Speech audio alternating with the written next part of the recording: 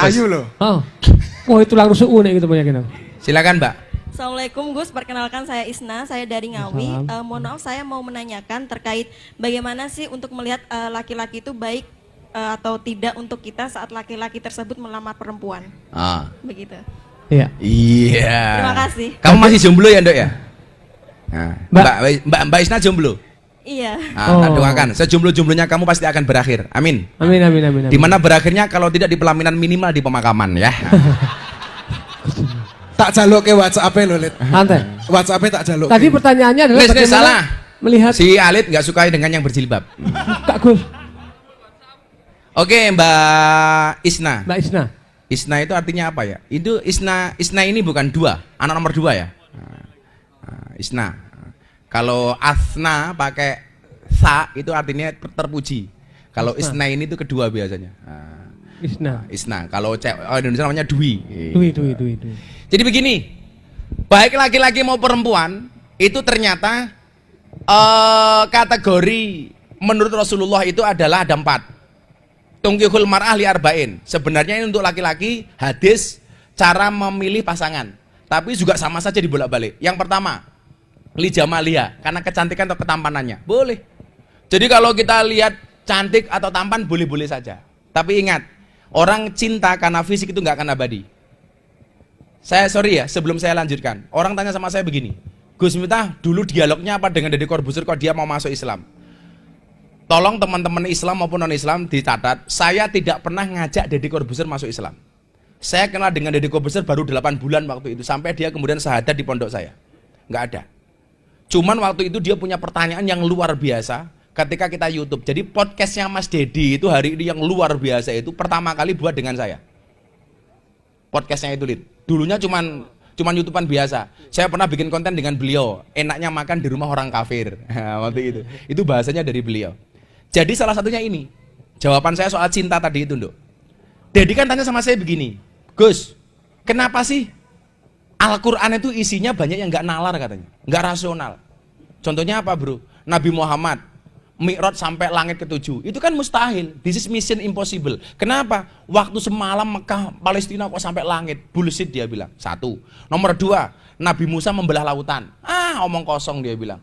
Terus apa lagi? Nabi Isa menghidupkan orang mati. Dia bilang. Kalau Nabi Isa berjalan di atas air, saya juga bisa. Itu magic katanya. Dan saya pernah ngetes Deddy Corbuzier berjalan di atas air bisa, pakai trik. Saya nggak tahu triknya bagaimana. Karena bagi saya dia itu memang orang yang smart. Gelarnya dia S3 bro, PhD. S3. Kalau saya alhamdulillah S1 ijazah nggak tak ambil. Aku isin bro kuliah 4 tahun gelarnya SAG. Sarjana agak gimana gitu. Ngono aku malu. Tapi alhamdulillah sekarang ada 3 perguruan tinggi yang tertarik dengan kajian saya di klub malam dan di lokalisasi. Saya mau diberi gelar Doktor Honoris Causa. 2 perguruan tinggi di Indonesia dan 1 perguruan tinggi di Jepang. Jadi mau menganugerahkan ke saya Doktor Honoris Causa. Jadi Doktor Honoris Causa, Doktor Honore Kaos, gitu kan. Waktu itu dia tanya, kenapa ajaran agama itu tidak rasional? Saya jawab, bro, sebelum saya jawab, saya bilang, sekarang saya mau tanya sama kamu, cinta itu yang benar dari mata turun ke hati atau dari hati naik ke mata? Deddy bilang dengan PD-nya, ini anak kecil juga tahu apa? Cinta itu dari mata turun ke hati. Saya bilang, this is the big wrong. Loh, kenapa salah? Kalau cinta itu dari mata turun ke hati, selamanya kamu tidak akan pernah cinta dengan Tuhan. Kenapa? Karena matamu tidak pernah lihat Tuhan. Saya bilang, kalau cinta itu dari mata turun ke hati, kamu tidak akan pernah cinta dengan Nabi. Kenapa? Karena matamu tidak pernah melihat Nabi. Bener kan? Dia masih kurang paham lagi. Saya bilang, kalau cinta itu dari mata turun ke hati, berarti orang buta itu tidak akan pernah merasakan indahnya cinta. Kenapa? Karena orang buta tidak pernah melihat pasangannya. Tapi nyatanya orang buta tidak pernah melihat pasangannya. Rabi, meteng bro, hamil. Iya kan? Ngerti gone gitu loh. GPS ya tuh. Sherlock bro, Sherlock. Tahu tempatnya itu loh. Posdim. Pondasi seluruh. Jamaah saya itu banyak yang buta, dia matanya tidak bisa melihat, nikah anaknya 5 coba. Begini aja. Dan saya tanya sama dia, bro, kok kamu sampai punya anak 5? Iya bah, manggil saya abah. Orang buta kayak saya abah, itu rahasia seksnya 2 jam 3 menit. Saya kaget, wow kok bisa iya 2 jam nyari tempatnya 3 menit mainnya katanya begitu.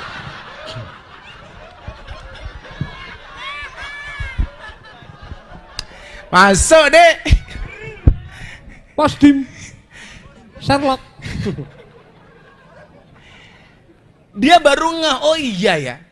Artinya apa? Orang belajar agama itu bukan hati yang mengikuti akal, tapi akal yang mengikuti hati. Karena kebenaran akal itu tidak mutlak, kebenaran hati insya Allah mutlak. Kenapa? Karena qalbun mukmin baitullah, di dalam hati itu ada nama Tuhan. Makanya kalau orang itu berbuat maksiat, yang galau itu bukan otaknya tapi hatinya. Maka galau itu di sini, karena Tuhan itu tidak di sini tapi di sini. Jawaban itulah yang kemudian ditunggu Dedi 10 tahun. Langsung dia mengatakan sama saya, this is so amazing for me. Ini luar biasa bro, dia bilang. Dan saya nggak pernah, ayo masuk Islam. No. Bagi saya la ikraha fiddin, tidak ada paksaan dalam beragama. Maka ketika satu malam, seminggu sebelum dia masuk Islam, saya di Kalimantan, dia telepon, bro I will to be a Muslim. Saya pengen jadi orang Muslim. Saya bilang, serius loh? Iya, saya pengen jadi orang Muslim. Saya jawab, nggak usah bro. Kenapa emang? Jadi orang Muslim itu berat bro, cukup aku saja, kamu nggak akan kuat, saya bilang. Dia bilang, enggak, pokoknya saya mau masuk Islam. Saya nggak mau kemudian ada anggapan saya menjadi orang yang suka mengajak-ngajak orang lain untuk masuk Islam. Enggak. Sebelum kenal Mas Dedi, sudah hampir tiap hari saya itu mengislamkan orang atas permintaannya. Saya pernah mengislamkan orang dari Australia, namanya Antonio Sekodori. Dia nggak punya agama, tapi KTP-nya Katolik. Dia datang ke Jogja. Saya bilang, kenapa kamu jauh-jauh dari Canberra datang ke sini pengen masuk Islam? Kenapa nggak di Australia saja? Dia mengatakan apa? Bagi saya Islamnya Gus Miftah itu asik. Your Islam is enjoy, relax, and happy. Islammu itu menyenangkan. Saya pernah datang ke Belanda mengislamkan satu keluarga. Saya diundang, Pak Kiai tolong Anda ke Belanda. Di Amsterdam waktu itu. Anda datang. Kenapa? Saya pengen belajar Islam dari Anda. Saya nggak punya agama, saya ateis. Akhirnya saya datang ke sana. Ketika di sana saya ketemu dengan keluarga itu. Kenapa you pengen masuk Islam melalui I? Apa yang Anda lakukan itu bagi saya tidak rasional, tidak nalar. Tapi ternyata bisa dilakukan. Agama yang berkaitan dengan norma dan etika bisa diterima di dunia malam yang penuh dengan kemaksiatan dan dosa. Bagi saya ini luar biasa. Sampai kemudian saya kedatangan wartawan dari BBC London, langsung dari Inggris, kemudian membuat profil saya di Inggris sana. Mereka mengatakan apa? Islam yang dulunya saya anggap keras dan menakutkan, ternyata menyenangkan dan menyejukkan. Gara-gara melihat saya solawatan di Bose Cafe Bali itu. Saya solawatan di hadapan 500 mbak-mbak LC. Dengan pakaian seksi. Sebenarnya sih tidak seksi, cuman salah kostum. Karena mbaknya tingginya 170, pakaiannya hanya 120. Jadi wow itu. Jadi pengajian di klub malam itu pengajian paling menyenangkan sedunia. Kenapa ngajinya berpahala, matanya bervitamin? Iya.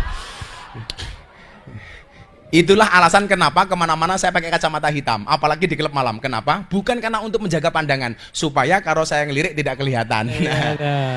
Codot dilawan.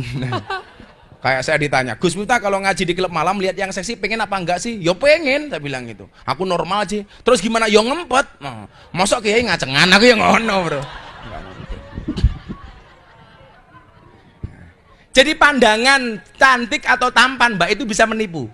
Tapi itu salah satu tolak ukuran. Li jamalia, ketampanan atau kecakapannya atau kecantikannya. Boleh, nggak ada masalah. Tapi ingat, cantiknya wajahmu hanya akan membuat laki-laki menatap. Tapi cantiknya akhlakmu akan membuat laki-laki menetap. Iya. Apa? Yang kedua, 5 liha. Karena hartanya. Boleh dong. Wah, kayak naiknya apa sih gitu loh. Naiknya BMW. Bebek merah warnanya. Ya boleh-boleh saja gitu loh. Itu pakai apa sih? Boleh. Tapi ingat, harta juga akan habis. Kemudian apa? Lihasabiha, karena keturunannya, hasabnya, boleh. Kayak anaknya sopo sih gitu loh, boleh. Kemudian yang keempat, walidinia, karena agamanya. Oh, kayak sekiranya pantas nggak sih jadi imamku? Ingat, ketika kamu menerima pinangan seorang laki-laki, maka laki-laki begitu mengucapkan qabil tuh, dia akan menjadi seorang suami. Dan ketika kamu menerima qabil itu kamu menjadi seorang istri. Apa itu suami? Suami, surga untuk anak maupun istri. Oh, apa itu istri? Istana tempat ridho ilahi. Makanya kalau ada cowok seneng sama kamu, Nduk, siapa tadi namanya?